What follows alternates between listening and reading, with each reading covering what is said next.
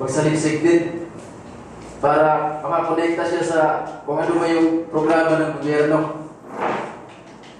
Sa amin kasi, puro complain eh. Puro reklamo, puro gano'n. Tapos, di naman pala nagbabasa. Yun ang...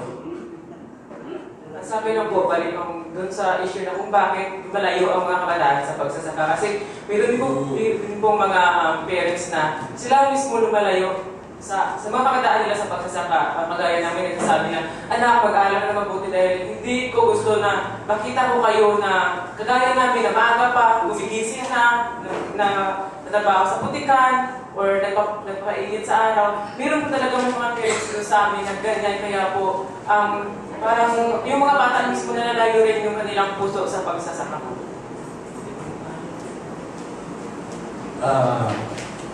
Bilang isang magsasaka at bilang isang leader, siguro, ako nagpapasalamat sa ipinakita nino ni Ma'am Bibot na ng Boben pala. Sorry. Si Ma'am Boben.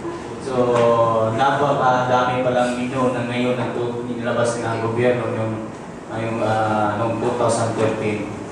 So, ang nakita ko lang siguro, kailangan talaga ng constructive engagement sa gobyerno. Kasi kadalasan kasi ng mga NGO, usually color coding na kasi.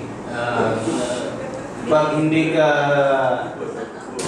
ka malakas doon sa kay Mio, wala kang project. So, yun talaga ang realidad ngayon. So, nagpapasalamat ako, nandito andyan ang pagkasama. So, bilang kagapay po namin, ay kami po ay matutulungan sa aming paggawa ng mga proposal, at yun naman talaga ang gabay para kahit pa paano makuha yung mga gusto namin na maituro ang pag sa amin bilang magsasaka.